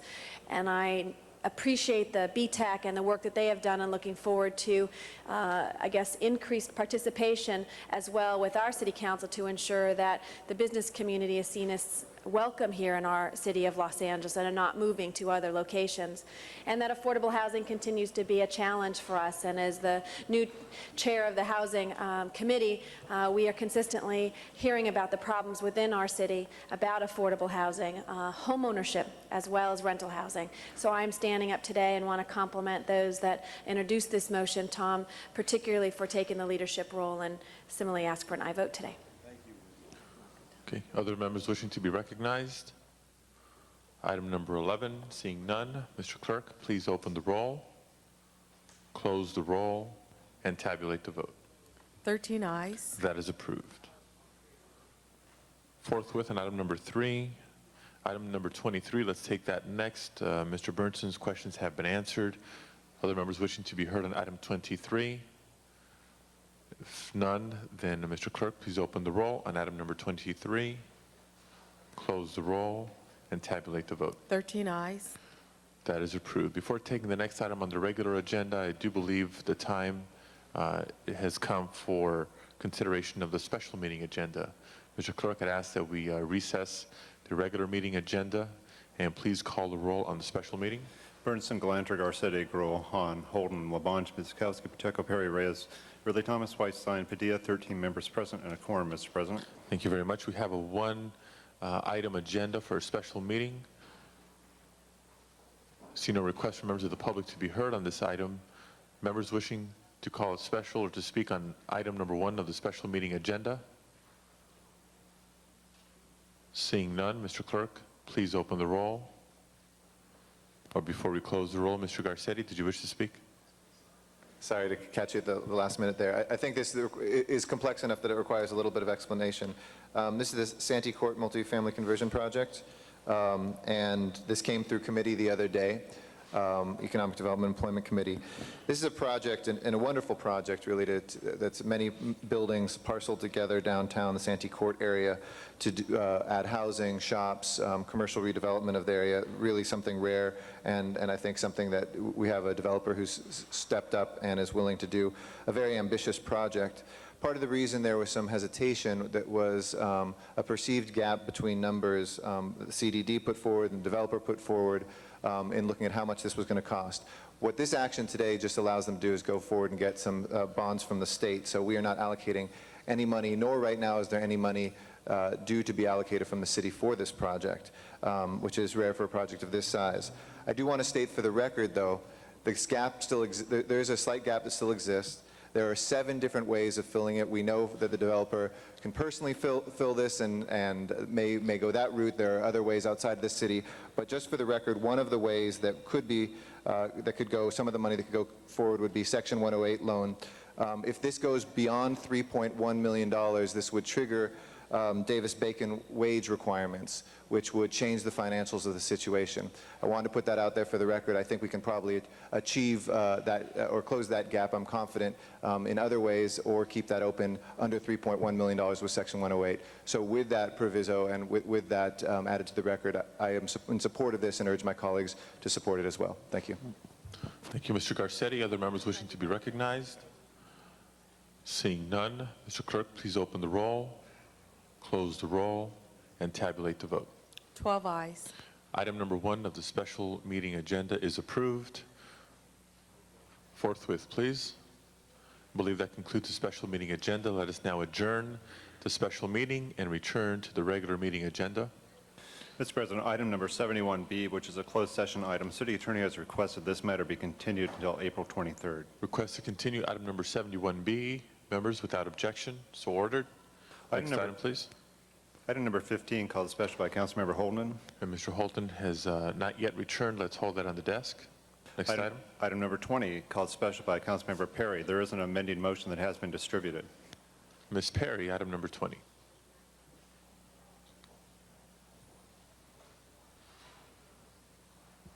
Thank you very much, Mr. President. I rise to tell the rest of my colleagues that I am supporting the recommendations in the Public Safety Committee report and ask that the council adopt the report as follows. I'm offering an amending motion 20A for item 7 and item 10 in the Public Safety Committee report, and I ask that you support these amendments. The purpose is they are offered to support the intent of the motion I introduced at the Public Safety Committee when this item was before us. The goal is to have the members of the task force function as advisors to the process and implementation of the downtown community court. And with that, I would ask that the task members be allowed to participate as part of a subcommittee process that has been offered to expedite the implementation of the downtown community court project. This project has been long awaited and is much needed at this time. Thank you. Thank you, Ms. Perry. Mr. Labange. Mr. President, members of council, I just rise to support this in the efforts to try to focus on issues that are very great, that this court will be able to help a segment of the community that truly needs help every day more than probably anything that we do. So I wanted to thank the work of Councilmember Perry for bringing this up and forward and her continuous efforts to speak for those who don't speak and to get the focus of justice for all. Thank you. Thank you, Mr. Labange. Other members wishing to be recognized on item number 20? Seeing none, Mr. Clerk, please open the roll on item 20 as amended. Close the roll and tabulate the vote. 12 ayes. Item 20 as amended is approved. Next item, please. Mr. President, item 52, called special by Councilmember Holden. Mr. Holden still has not returned. Let's continue to hold his items on the desk. Item 64, called special by Councilmember Labange. Mr. Labange, item 64. Thank you, Mr. President, members of council. This particular bridge is greatly needed. There's over about 500 horses that live in the Atwater Village District. Over the years, the more affluent that has been channeled into the Los Angeles River and the work of our Bureau of Sanitation has improved the quality of water greatly, that the algae that these horses do cross over the rocks do provide a unsafe situation.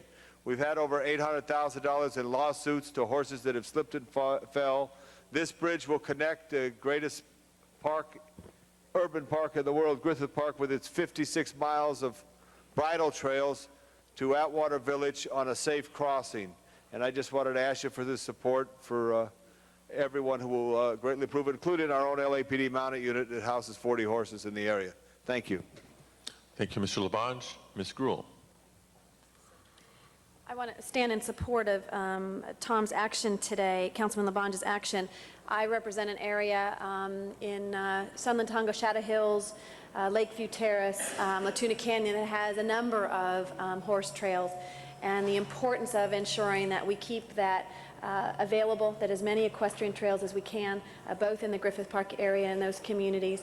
So I look forward to working with you, Councilman, as we hopefully can have more equestrian trails and look at, I think, creative ways, and also with Councilman Padilla, who has many in his area as well, to ensure that we can keep them and expand them and where we can identify funding to do so. So I stand in support today. Mr. Garcetti.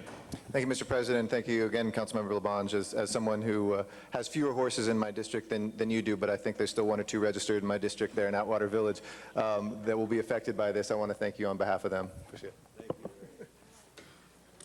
Other members wishing to be recognized? Item number 64.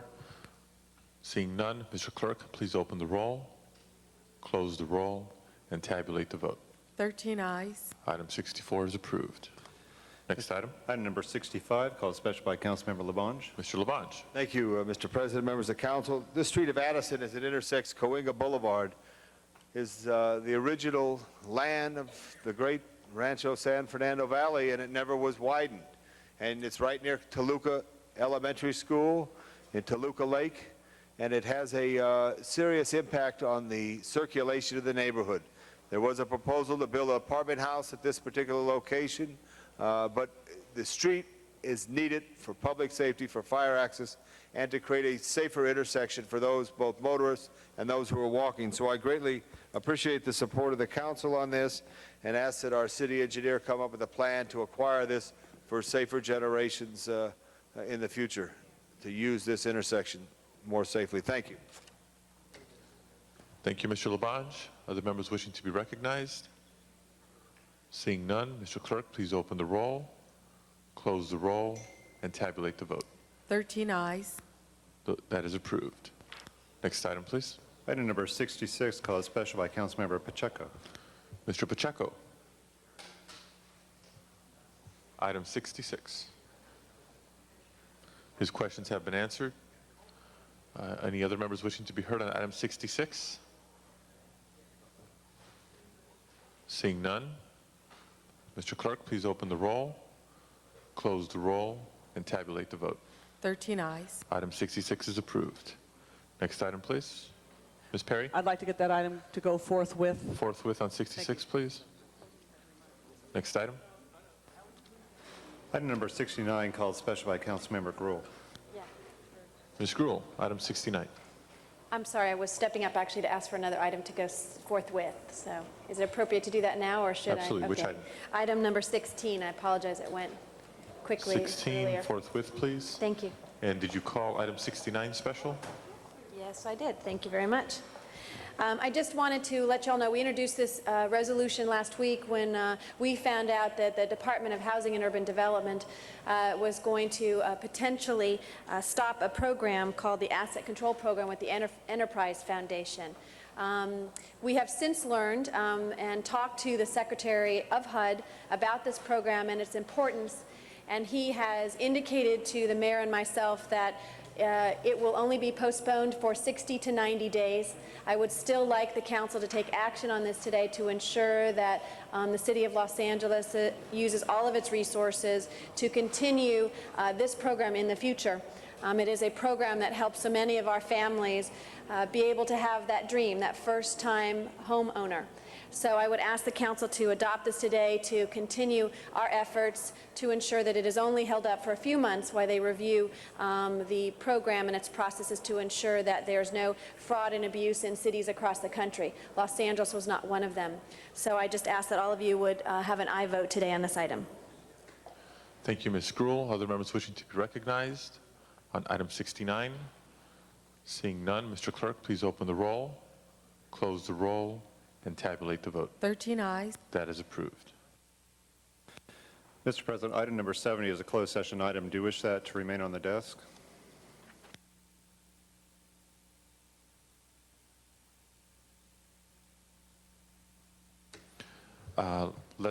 We have the three remaining items on the desk called special by Mr. Holden. Is there a problem in continuing any of those three? Can we hear from his staff? Okay. Mr. Holden says his questions on item number 5 have been answered. If you want to have a discussion and or a vote, and he's okay with continuing the other two items. If our city attorney and city clerk are okay with that, then without objection, let's continue items 52 and 70. I'm sorry, items 15 and 52. Current item is item number 5. Other members wishing to be recognized on item number 5? Mr. Holden is back. Welcome back, Mr. Holden. Mr. Holden, at your request, we have held item 5 and continued the other two items you called special today till Friday.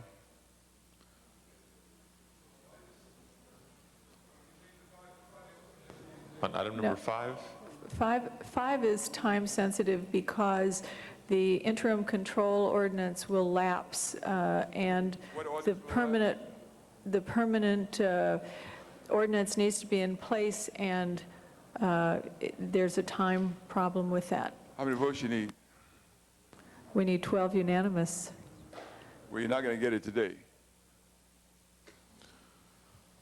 Item number 5 before us. Other members wishing to be recognized? On item number 5? Seeing none, Mr. Clerk, please open the roll, close the roll, and tabulate the vote. 13 ayes, 1 no. Okay, that being an ordinance, holds over for a week. Next item, please. Item number 70 is the closed session item. So We'll do do you some wish to take housekeeping. public comment at this time? Public comment, an opportunity for members of the public to address the council on matters within our jurisdiction but not appearing on today's agenda. Council calls forward Mr. Mike Stevens, to be followed by Lois Medlock. Mr. Stevens with us? Ms. Medlock, go ahead.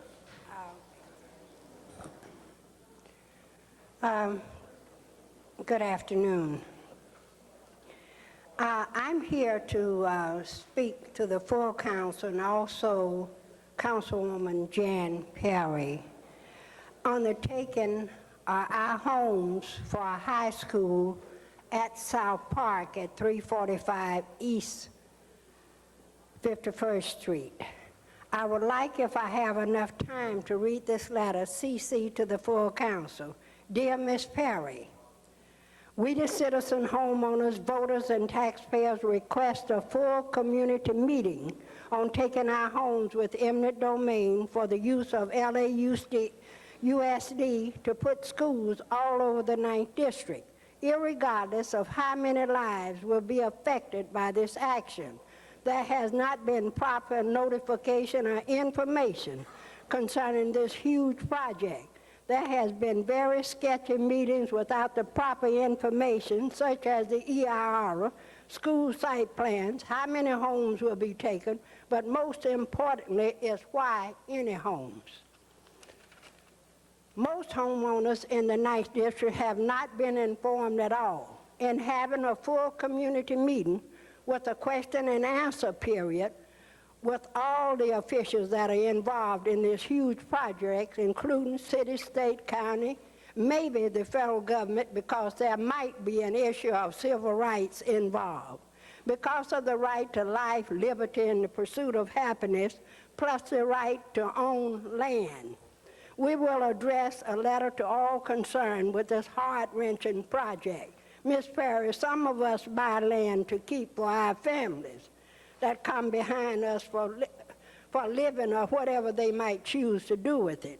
People are being intimidated by ringers, threatening the homeowners to sell their land to them where they can get a good price. The land will be taken with eminent domain for little or nothing, especially your low-income housing developers. Nothing has been done for our taxpayer dollars in the district for the benefit of the people. Most of all, taking open space for joint use with schools, parkland, South Park especially. South Park is 102 years old and is a historic site. Money that is supposed to enhance South Park goes elsewhere or just disappears. We, the homeowners here, have lived for 50 and up years, and we intend to spend the rest of our lives on our land. We, the people of the 9th District, shall CC copies of this letter to the full City Council, also to the mayor, the county, state, federal, and most of all, school board member, Miss Janitha Hayes. I hope with the proper notification by U.S. mail, not hanging on our gates and on our car windows, that we can all attend this community meeting. We have many non-English speaking homeowners that are very upset with the thought of losing their homes. Mailers should be sent to them in Spanish. I hope you will be able to stop the housing developers in South Central from frightening the people out of their property, and land banking to put up more stacked up boxes for people to live in. Ma'am, if we can ask you to conclude, I'm through. please. Why take from the rich for the poor? My name is Lois Metlock. Thank And you very much. Thank you very much. Mr. Mike Stevens?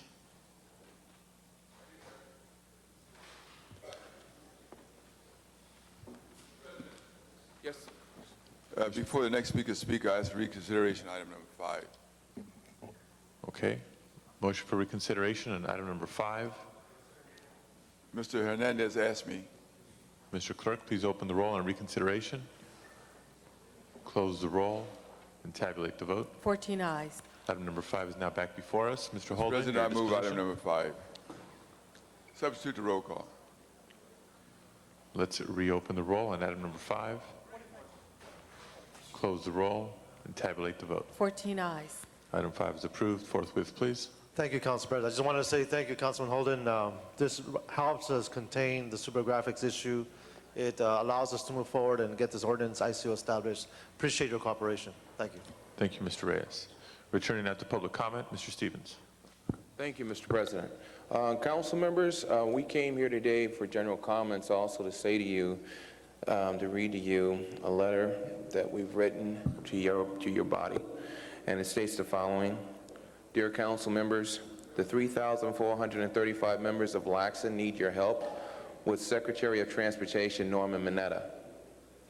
Each year, almost 10 million Orange County air passengers clog our streets and neighborhoods to gain access to LAX. Over the next 20 years, SCAG, the Southern California Association of Governments, projects that 30 million passengers from Orange County will descend upon LAX for passenger and cargo service.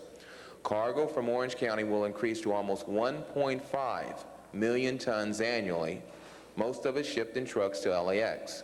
The recent Measure W election that many of you have seen on Channel 4 last night in Orange County shows that the rich elite of Congressman Chris Cox's district are opposed to handling their fair share of airport demand in the region. Only 18% of Orange County's registered voters controlled the election that caused rezoning of El Toro and the potential demise of El Toro Airport. LAX and LAX Expansion No, which is the organization that we represent, believes that Measure W will be overturned by the courts on numerous legal grounds.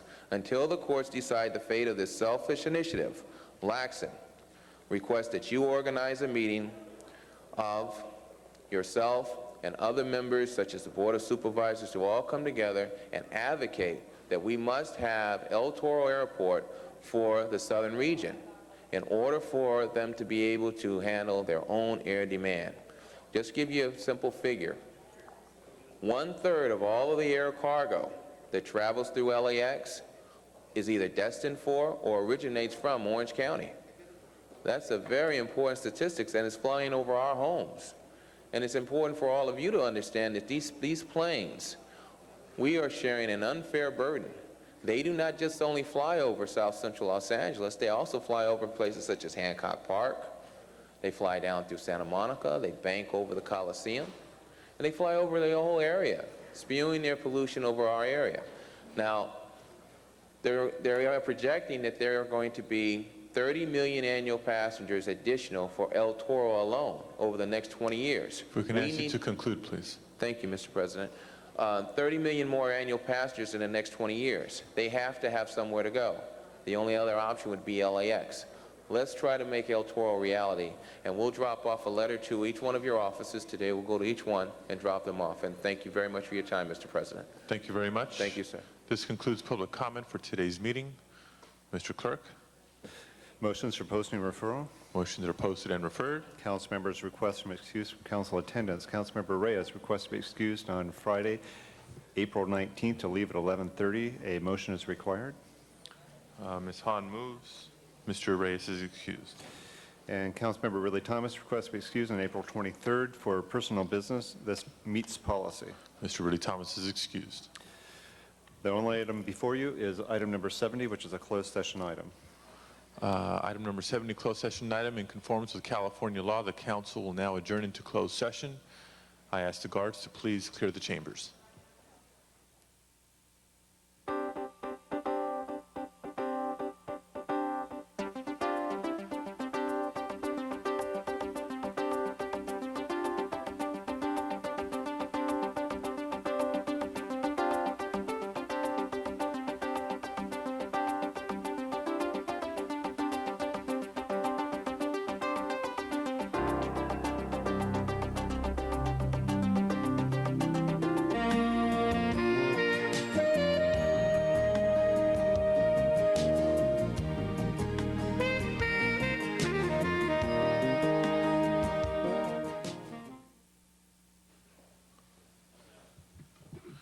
Mr. Clerk, item before us, please.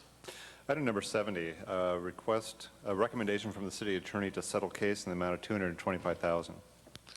Please open the roll, close the roll, and tabulate the vote. 12 ayes. That is approved. Forthwith, please. The desk is clear. Mr. Zine for an announcement. Yes, Mr. President, colleagues, I'm asking that each of my colleagues stand and join me in paying tribute to the State of Israel for the 54th anniversary of their independence and the celebration of the only democracy in the Middle East. At this time, it is very important that we be symbols of peace. As an American of Lebanese descent, I join with my Jewish brethren in a prayer for peace and a joyful celebration of the State of Israel. Thank you, Mr. Zine. Ms. Perry, did you have an announcement or adjourning motion? Adjourning motion. Members, before we begin with the adjourning tributes for today, I'd ask that we take a moment of silence in remembrance of 1 year ago, the passing of the great President of the City Council, John Ferraro.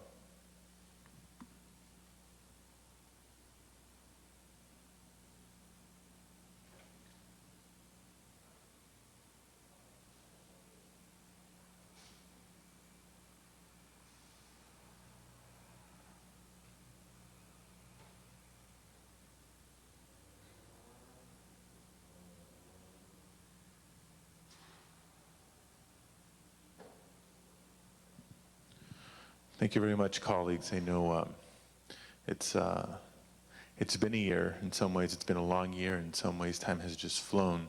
But we're back in this chambers now, the real City Hall, and this year's been off to a tremendous start with redistricting and the talk of secession, the issue of the reappointment of the chief, which we have dealt with today, and a budget situation, and so many big challenges and issues to contend with on top of the day-to-day, week-to-week challenges that constantly face our city. I think it's more than appropriate not just to recognize John's passing from a year ago, but once again reflect and refocus on all the contributions John made to the city and to this body, and remind ourselves that as we serve, we have those examples of those who came before us and the knowledge and the paths that those that came before us have embarked and shared with us, and look to that for inspiration as well. Mr. Garcetti. Thank you, Mr. President. Mr. Burnson asked me to adjourn in memory today of Theo Louis Nellie Nelson, who passed away in early April 2002, a city employee and a fishing buddy of Councilmember Burnson, a friend of Robert Wilkinson, who's survived by his wife, Betty Lou Nelson, and two daughters, Lillette Scott and Nancy Larson. Mr. Labange. Yeah, thank you, Mr. President. Thank you for recognizing John. It was a year ago today. It was about this hour. I had left Water and Power. His family was there at St. John's in Santa Monica, and 10 minutes before, Pat Gobbler was there. And what was amazing is that someone like John, and when you're with someone moments after they die, you know they go straight to heaven. And it was a beautiful moment. And when you spoke, Alex, my body chilled because of remembering John and this moment of 1 year ago. And as we deliberate all the tough issues that we do, we have to think of people like John Ferraro, who provided great leadership for this city, who knew how to step back and let others succeed, which is so important, and knew how to laugh in times when it is not time to laugh, but be sure to laugh, because that's an important tribute that John had.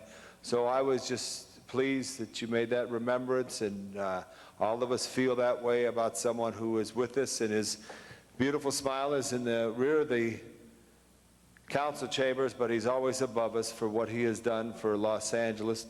And he came from a great family, which is so special, the Ferraro family. Thank you, Mr. President. Thank you, Mr. Labange. Ms. Perry. Thank you very much, Mr. President. Misters Holden and Ridley Thomas have asked me to do these adjourning motions for them. The first is for Clementina Brown. At the time of her death, Mrs. Brown was 4 months away from her 101st birthday. She was a 10th District resident who remained interested in city politics until the end of her life. A memorial service is scheduled for her tomorrow, and she is survived by 7 sons, 2 daughters, and many, many grandchildren and great-grandchildren. It was a life well lived. The second is on behalf of Councilmember Margaret Lee Thomas for Gene Raymond Jackson Sr., who was born, well, he lived from 1966 to 1975, worked in various capacities with the Watts Labor Community Action Committee in South Los Angeles, and he was also a city employee with 25 years of service. He passed away, I'm sorry, I misstated those previous dates. He passed away on Saturday, April the 14th, 2002. He is survived by his wife, Vera M. Jackson, sons Ali, Christopher, and Gene Raymond Jr., brothers Herman and Kenneth, and sister Joyce, Barbara Ann, Pauline, and Cheryl Christine. Mr. Reyes. Thank you, Council President. Colleagues, I adjourn today in the memory of Linda Au. She passed away between Friday, April 12th, and Sunday. It was a tragic death. She was 18 years old. She was a senior at Verdugo Hills High School. She was a varsity basketball player, a Lincoln Heights resident, and she was a Staples Center part-time employee. She's survived by her mother and father, her 2 sisters and 1 brother. Her death is being investigated. It's a very tragic story, and we hope we can find the person who's responsible. I'd like to also adjourn in the memory of Art Jaramillo. He was a World War II veteran. He passed at the age of 84 on April 5th of heart failure.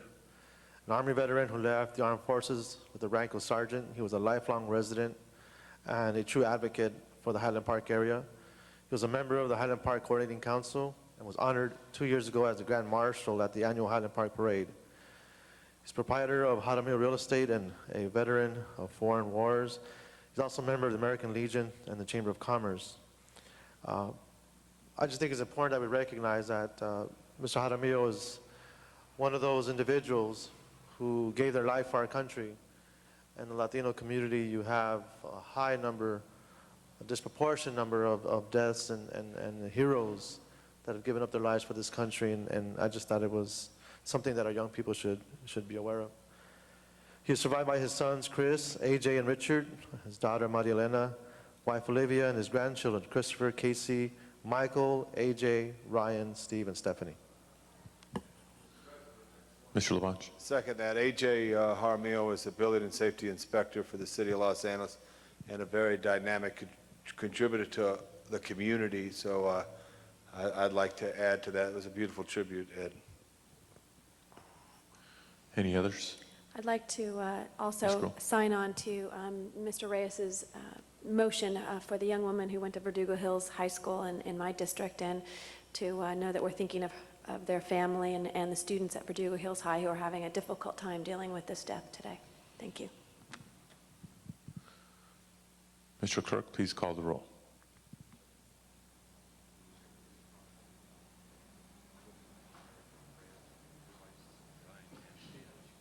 Thank you all very much. This meeting is adjourned.